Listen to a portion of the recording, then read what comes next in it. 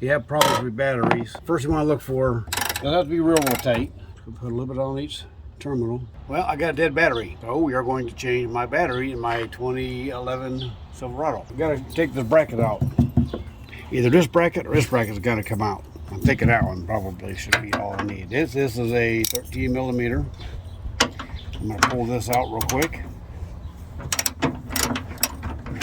Pull this whole bracket out. Battery terminals. Weigh a 10 mil. Once you have the bracket out, you need to undo Battery terminals. I start with a negative, then a positive. Careful not to touch the sides, because it will ground. Okay, now this whole thing here should, come on baby, there we go. This whole flat bracket should come right off. Get out of the way. This guy back here, this one here is going to be a little tricky one because you got to get back in there. You got to get a little bit of a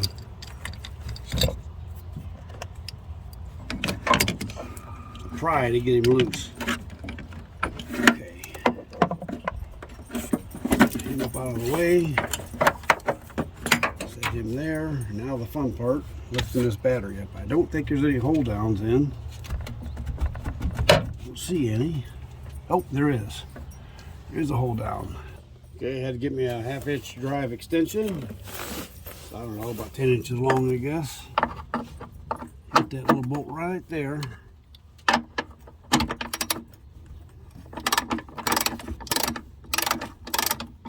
Send that up. Now that should come right out of there. Okay, slide that off to the side. Little trusty little handle here. It's kind of cool. And lift. Okay. Now, when you do this, make sure your terminals are the same places. Your negatives are here, positives are here, because they have different side mounts and top mounts. So this is a negative, negative, positive, positive. We're good. Take the new battery, lift them up. Make sure everything's clear down here and set it in. And these come with little plastic caps. I leave them in until I'm done. This way if you hit anything on the sides it won't arc. Once it's in, take them off. Put your bracket back on back here.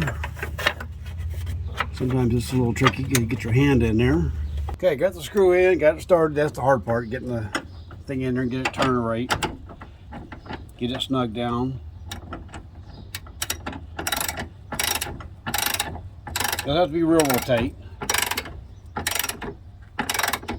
Just have to hold it in place. Okay, now, what I didn't check for is when you have problems with batteries, first you want to look for is your terminals. If you see a lot of crust or debris around your terminals, that could be all it is. Now in my case, my terminals were clean. I just had a dead battery. I always put a little grease, any kind of grease. It doesn't have to be anything. It could be Vaseline, anything to put some lubrication on this battery terminal when you put new batteries on. This way it won't corrode as easily. So before I go any further, give me some grease to put on here and lube them up. This is this little grease out of my grease gun. Put a little bit on each terminal. Go around each side.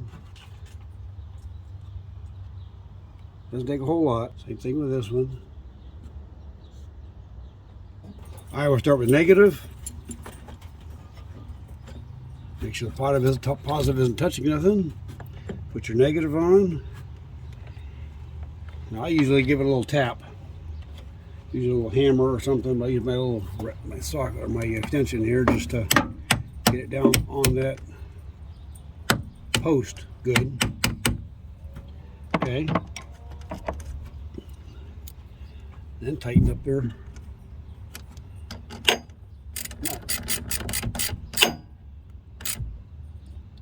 You want that good and tight. You don't want it sliding around. It's not. We're good. Now the positive. Okay.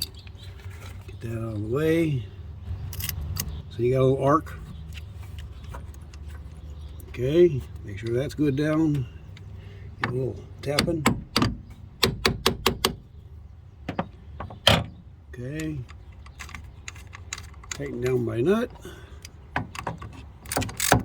be careful not to touch your body with this because it will arc. Good and snug. Good and tight. Put your cover back on. And this job is done. Now I have to probably reset my clock. Just radio channels, whatever you got to do for your choice. But as far as the battery install, we'll start to make sure it's good.